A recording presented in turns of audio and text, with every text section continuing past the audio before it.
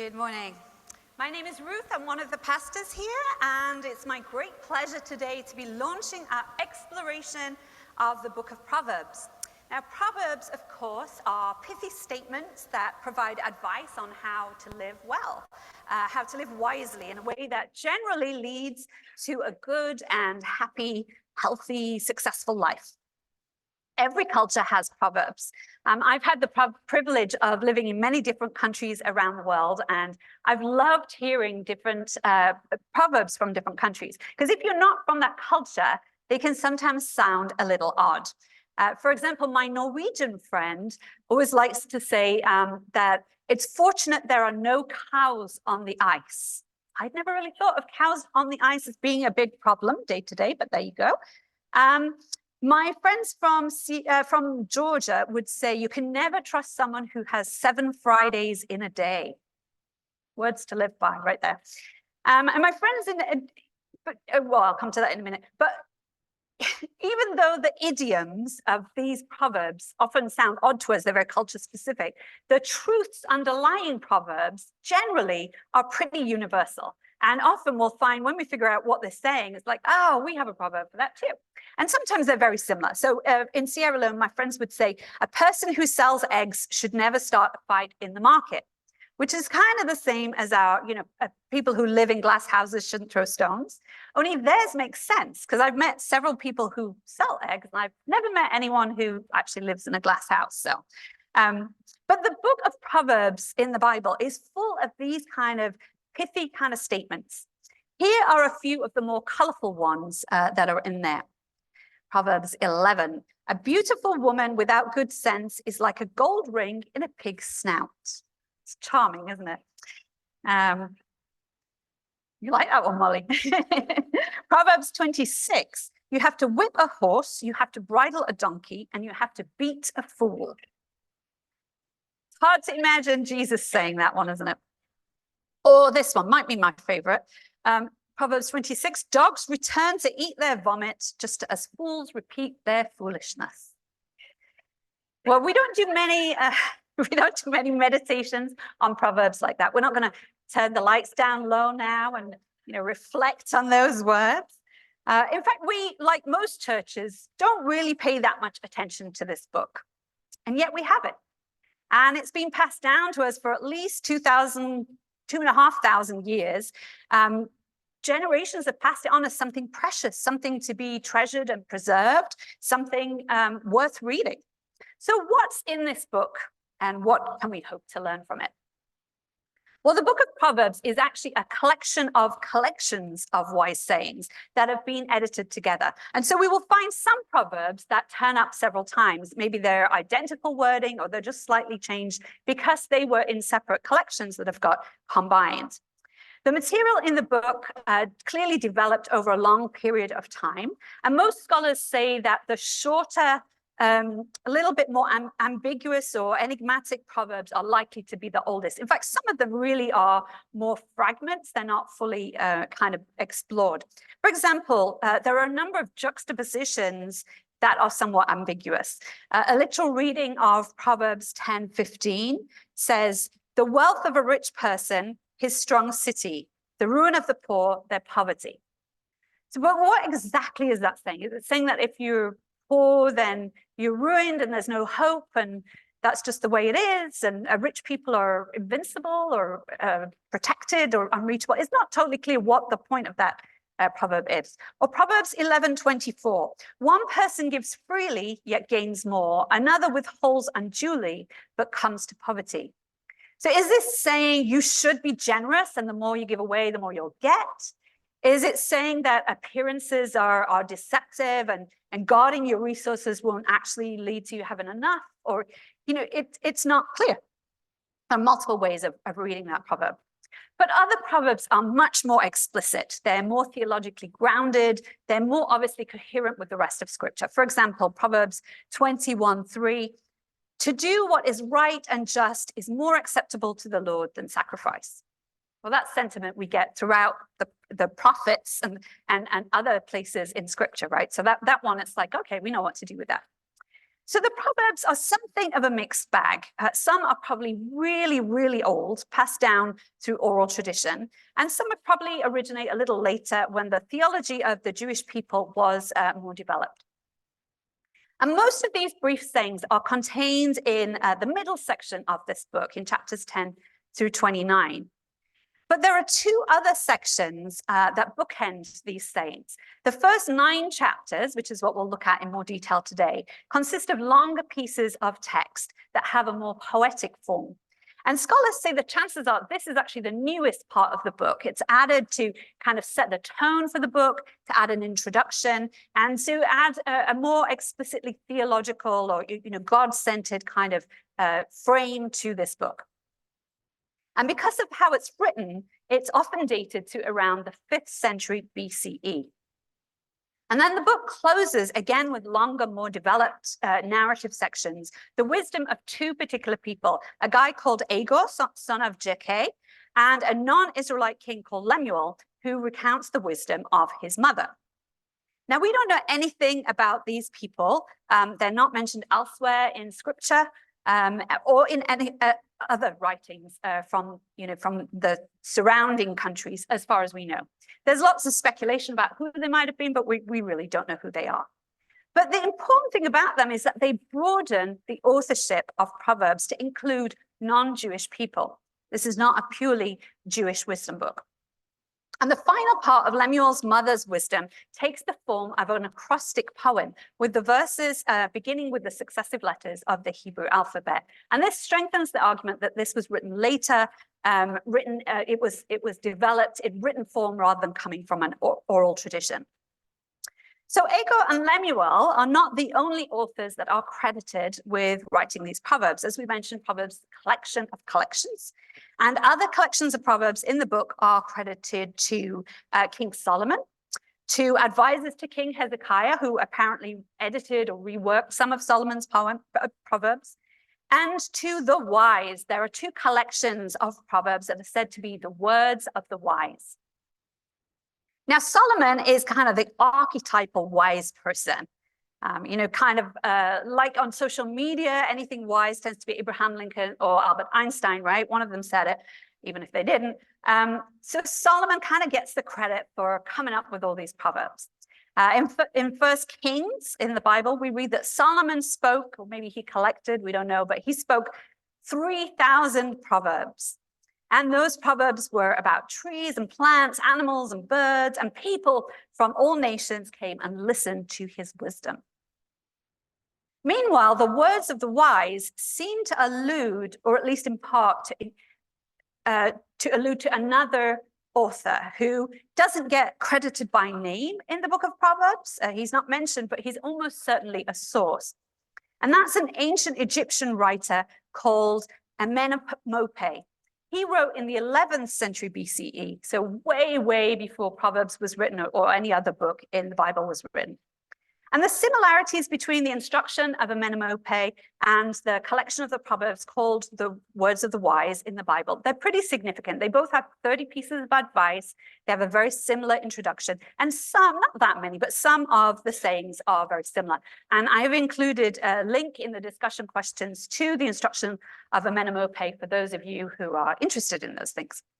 But it's not surprising that the writers of the Bible's Book of Proverbs drew on this more ancient writing, because as we said, Proverbs generally refer to principles and learning that's pretty universal.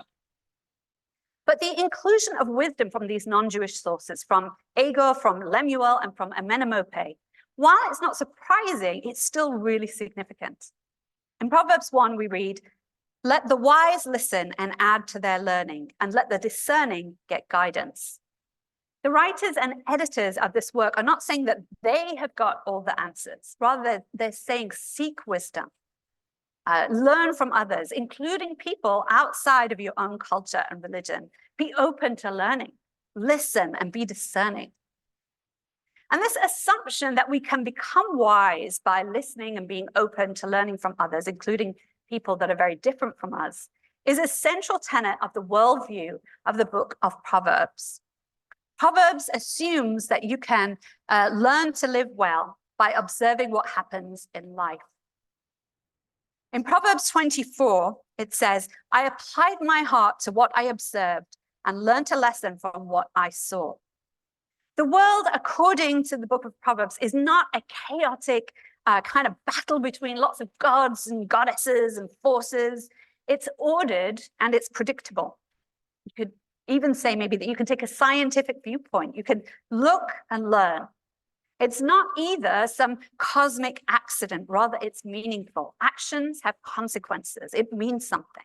And we have a God-given ability to observe and to learn to live well. A second assumption in this book is that life is generally fair.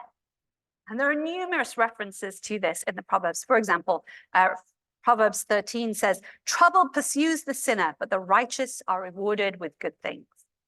In general, Proverbs assumes if you live well, if you do the right things, good things will happen to you. You'll have a long life, riches, health, respect in the community, and a family to continue your legacy. Now, because of this assumption, it is really important to read the book of Proverbs in the context of the Bible's wisdom literature as a whole. Because although Proverbs says, on the whole, if you obey these rules, you will be successful, the book of Job, for example, says that is not always the case. Hardship, as that story of Job makes clear, is by no means whatsoever always of your own making. Some of the most tragic and awful things happen in the lives of wonderfully faithful, loving, kind, fantastic people. And through the reworking of an even more ancient myth, the book of Job says there is so much more that we can't see and we can't understand. We just don't know why these terrible things happen, but we can be sure of this, that God hasn't abandoned us, that God cares for us and is with us. And ultimately, although we don't understand it now, in some fashion, justice will prevail. Ecclesiastes, meanwhile, features a cynic and a narrator. And the cynic says everything is meaningless. It doesn't matter how you live. It makes no difference whatsoever. He says this, the race is not to the swift or the battle to the strong, nor does food come to the wise or wealth to the brilliant or favor to the learned. But time and chance happen to them all. But the narrator at the end of the book, after listening to the cynic, says this, now all has been heard. Here is the conclusion of the matter. Fear God and keep his commandments, for this is the duty of all humanity. For God will bring every deed into judgment, including every hidden thing, whether it is good or evil. So even though everything seems to be by chance, the narrator ultimately affirms the wisdom of doing what's right and trusting that God will bring about justice in some way that we don't yet understand. So Job and Ecclesiastes kind of counter this general assumption of Proverbs that life is fair. But even within Proverbs, there is also recognition that although if you make good choices, you will usually have a happier, healthier, more rewarding life, not everything is quite that simple. For one thing, life is full of ambiguities and contradictions. Proverbs contain a slice of reality. They're partial truths, but life is complex. And so context really matters. And this is reflected in the Proverbs. For example, in chapter 26, we read, do not answer a fool according to his folly, or you yourselves will be just like him. Answer a fool according to his folly, or he will be wise in his own eyes.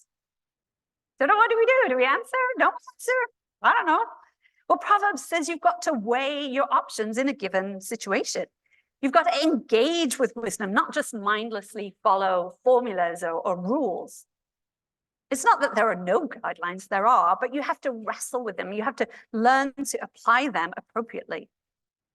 Proverbs also are not promises. They don't say, if you do X, Y will definitely happen. And we have to remember that when we read verses like this one. Start children off the way they should go, and even when they are old, they will not depart from it. This is not a promise. I thought it was before I had kids. I'm pretty sure I was taught that it was actually, that this is, if you do right, they will turn out wonderful. Well, I love my kids, but unfortunately, there are no guarantees with having kids, right? These are not promises. There are general observations about what happens. Furthermore, not only are there complexities and ambiguities in life, but in addition, God is at work in the world, according to the Book of Proverbs. And that also creates an element of mystery and of uncertainty. For example, we read in Proverbs 16, "In their hearts, humans plan their course, but the Lord establishes their steps." Planning can only get us so far. We are not totally in control of a given situation, and God can intervene. And then finally, on my somewhat arbitrary list of assumptions that's in the Book of Proverbs, is an understanding that wisdom is based on a right relationship with God. Wesley talked about this last week, if you were here for that. Although Proverbs taps into universal wisdom, it still views understanding who God is as essential to becoming truly wise. We read in chapter 1 in the introduction to the book, "The fear of the Lord is the beginning of knowledge, but fools despise wisdom and instruction." And the word translated knowledge is not really about mental activity. It refers primarily to practical knowledge, to knowledge that's put into action. And Proverbs says this kind of lived out knowledge begins with fear or respect for God, not fear as in terror, but a sense of awe that comes from a direct encounter with God, with the spiritual dimension, with something beyond ourselves. And that sentiment is repeated at the end of today's passage in chapter 9. "The fear of the Lord is the beginning of wisdom, and knowledge of the Holy One is understanding." Wisdom's not just about common sense or a mechanistic following rules. It's about understanding our place in the universe, our origination with God, our dependence on God, and understanding that we're not the center of the universe, but at the same time, we are an intrinsic part of something so much bigger than ourselves, so much more beautiful and meaningful. And these two aspects of wisdom, this practical lived out knowledge and this living in awareness of the presence of God, are represented in the first 9 chapters of Proverbs through 10 speeches from a father to a son and 4 poems of woman wisdom, who is the female personification of divine wisdom. And these two characters, the wise father and woman wisdom, or sometimes called lady wisdom, have their nemeses. I think we have a picture of those. Yes, there we go. And they are the violent man and the strange woman. And in these first 9 chapters of Proverbs, we're asked, who are we going to listen to? Will we listen to the wise father and the wise woman, or the violent man and the strange woman?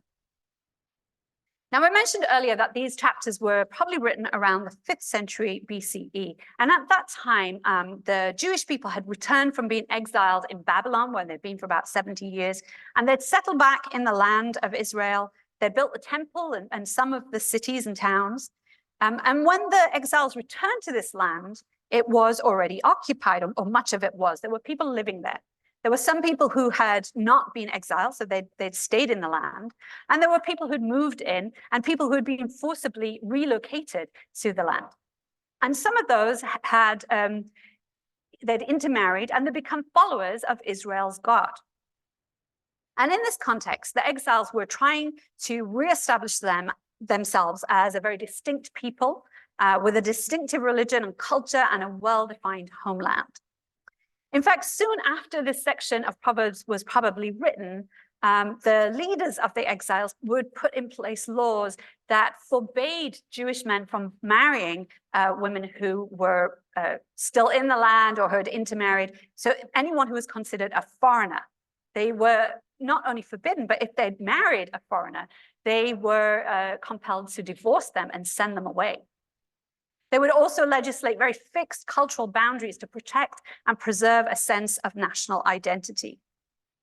But perhaps somewhat ironically, they did all of that with the backing of the Persian Empire. They weren't an independent state. They were a colony overseen by Persia, which appointed the governors and collected taxes and maintained order. And during this time, as you might imagine, there was quite a bit of tension between those who were in positions of power aligned with Persian rule. They were supportive of the status quo, and they saw this as something ordained by God that should be accepted and respected. And they wanted to see Israel develop as a culturally and religiously exclusive society. There were also, though, those people who, perhaps we might say are more prophetic or more visionary, who had a broader view of Israel as a place that should incorporate God-fearing people from all nations to build a new kind of society that was inclusive and just, and in which there would be no oppression. And we hear from both camps in the book of Proverbs. As we know, as we've already said, the book includes sections that are apparently written by wise and therefore, according to Proverbs, God-fearing, non-Jewish people.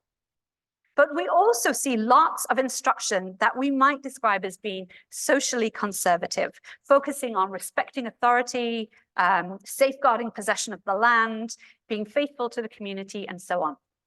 And many of those sentiments are embodied in the character of this wise father speaking to his son. So the father has 10 instructions to give the son. First, he says, don't join with violent men. Violence is never the answer, he says. Stay away from people who use violence to obtain power and wealth. Don't get involved in any kind of armed rebellion or uprising or anything like that. Secondly, God's gift of wisdom protects. Wisdom is a gift of God, and it protects us from the lure of violent men that we've just discussed, and secondly, of strange women. What do we mean by strange women? Some of you probably think, I know some strange women. You better not say that. That's my husband. Well, the New International Version, which is the translation of the Bible we most often use here, it reads this. Wisdom will also save you from the adulterous woman, from the wayward woman and her seductive words, who has left the partner of her youth and ignored the covenant she made before God. Now, the implication that she is adulterous comes from the last part of that verse, leaving the partner of her youth and ignoring the covenant she made before God. But the words there are not adulterous and wayward. They are strange and foreign. So although there is some sexual imagery here, there's also reference to the lure of foreign women, and perhaps by implication, foreign religion and foreign culture in general. And the father tells his son, you need to stay away from violent men and strange women, foreign women, in order to stay on the land. You can't risk being unfaithful to your family, your community, your culture, or risk getting into trouble with the authorities, because that could cost you your land. Proverbs 2:21 says, "For the upright will live in the land, and the blameless will remain in it, but the wicked will be cut off from the land, and the unfaithful will be torn from it." Now, the possession of land was, of course, a very sensitive topic. Unfortunately, it still is. But the exiles had returned to an occupied land, and that had created all kinds of tension and conflict. And here the father tells his son that God has given the land to the righteous, and warns him not to do anything to risk losing it. Thirdly, he says, wisdom bestows well-being. Wisdom is described as being more precious than silver or jewels or any other treasure. And the father says it brings longevity, peace, prosperity, respect in the community, and good health. Fourthly, wisdom is actualized in living virtuously.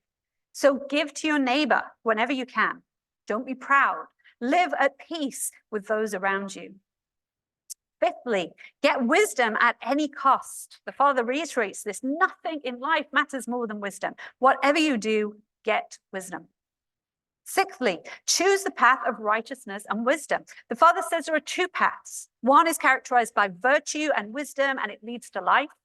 The other is characterized by wickedness and foolishness, and it leads to death. And we're all on a journey, all of us. And at any given moment, we can choose which path we want to go down. Seventh, be faithful to your wife. Again, avoid the shame and potential economic ruin of adultery. Eighth, be self-reliant and live peaceably. Become self-reliant by working hard and avoid getting into debt, particularly debt on behalf of someone else. And stay away from troublemakers. And this instruction ends with a list of things to avoid. There are 6, and then emphasis on the 7th. There are 6 things the Lord hates, 7 that are detestable to him. Haughty eyes, a lying tongue, hands that shed innocent blood, a heart that devises wicked schemes, feet that are quick to rush into evil, a false witness who pours out lies, and a person who stirs up conflict in the community. Ninth, so this one's a bit repetitious, but do not commit adultery. The father returns again to his warning about not sleeping with another man's wife. And 10, avoid the strange woman. The father again warns about the destructive nature of engaging with strange or foreign women. This time, however, the woman that he describes is much more clearly presented as being adulterous. She's also described in ways that suggest that she's a follower of a fertility goddess. And that was a widespread practice in Israel and the surrounding nations in the 5th century BCE. And the father warns the son that a lack of faithfulness to his spouse and his religion is a betrayal of family and community. It brings shame, and it's likely to lead to violence. And interspersed with these 10 speeches are 4 poems about woman wisdom. And if you were here for our opening video, you'll know that woman wisdom is a fascinating character. She is God's wisdom personified. She describes herself as being with God in the beginning, the firstborn of creation. She's the means through which God created the world and is God's constant delight. Proverbs 8, it says, this is wisdom speaking, I was there when he set the limits of the seas, so they would not spread beyond their boundaries. And when he marked off the earth's foundation, I was the architect at his side. I was his constant delight, rejoicing always in his presence. And how happy I was with the world he created, how I rejoiced with the human family. Wisdom is the architect, or other translations have master builder, one who brings order to the chaos and creates a place where humans can flourish. She was not only part of the initial creation, but we're told that she continues to uphold creation through her presence in the world. Wisdom then can be trusted because she knows how the world works. She knows how it was designed to work. She is God's presence in the very fabric of our universe, rejoicing as each person and each thing comes into being. She affirms the beauty and the wonder of our world. God delights in wisdom, and she delights in creation and in humanity. Wisdom is also described as the royal queen who chooses rulers and brings them success. In Proverbs 8:15, it says, by me kings reign and rulers issue decrees that are just. By me princes govern and nobles, all who rule on earth. So from a political perspective, obviously this again supports the status quo. It justifies the presence of Persian-appointed governors and the divine right of kings to rule. Wisdom maintains order not just cosmically, but in society, according to the authors of this first section of Proverbs. But for those of us who follow Jesus, we see something else in woman wisdom. Listen to how the Apostle Paul, one of the early church leaders, describes Jesus in Colossians. The Son is the image of the invisible God, the firstborn over all creation. For in him all things were created, things in heaven and on earth, visible and invisible, whether thrones or powers or rulers or authorities. All things have been created through him and for him. He is before all things, and in him all things hold together.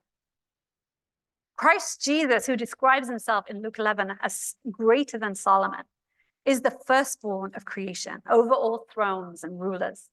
The presence of God in our world and in our lives. The way of Jesus leads to life, true life, just as the way of wisdom is described as leading to life.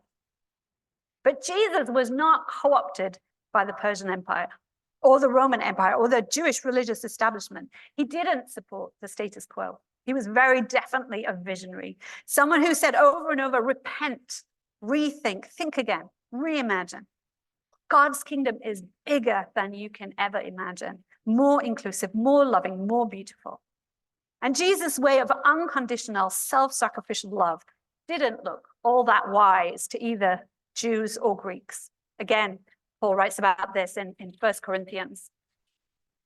Jews demand signs and Greeks look for wisdom, but we preach Christ crucified, a stumbling block to Jews and foolishness to Gentiles. But to those whom God has called, both Jews and Greeks, Christ is the power of God and the wisdom of God. So as we wrap up, and if the band would like to come up now, that would be great. I want to close with 3 challenges that really stood out to me as I was reflecting on these first 9 chapters of Proverbs. And they're challenges that, to me at least, seem particularly relevant in the context of coming into a new year. And maybe one or more of these will resonate also with you. Firstly, there's the challenge to return to the path. Proverbs presents 2 well-worn paths. They're not new. Since the dawn of human history, people have made choices in how they're going to live. They can live in ways that are loving and generous, compassionate, peaceable, honest, faithful.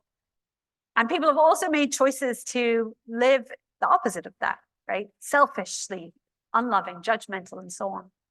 And at the start of this new year, we might want to reflect for a moment and ask ourselves whether there are areas of our lives where we know we've strayed from a healthy, life-giving path. Proverbs says that wisdom calls out continuously, leave your foolish ways and you will live. Walk in the way of insight. And perhaps this is the time to listen to that voice. Perhaps we're aware of it and to come back to what we know is a better way to live. Others of us perhaps have grown a bit too comfortable with the status quo. We're doing okay and we're looking after our own interests, but we know we are a long way from acting with Jesus's radical self-sacrificial love. We've perhaps become more worldly wise than truly wise. We know how to get ahead, but we lack the wisdom to put the interests of others first. Maybe we've stopped caring so much about justice or mercy. We're not so generous with our time or resources, our energy or our empathy as we could be. Maybe we need to rethink, to reimagine what life could be really like if we were to live in the way of Jesus. And lastly, rejoice in the presence of God. Some of us maybe need to wake up to God's presence in our world and the beauty of our world, despite all the darkness and the brokenness that is also present. We might need this year to choose to look for God's wisdom at work and choose to focus on that. Choose to rejoice in the light rather than dwelling only on the darkness. Hope takes courage. It's much easier to be like the cynic in Ecclesiastes and say it's all meaningless and there's no point in trying. But wisdom rejoices always in God's presence, rejoices in the whole inhabited world and delights in humanity. Do we know that aspect of wisdom? We're going to take a moment now just to quietly reflect on these 3 challenges. And then I'll pray and the band will lead us in our final song. So let's just close our eyes and just take a moment to think about these challenges.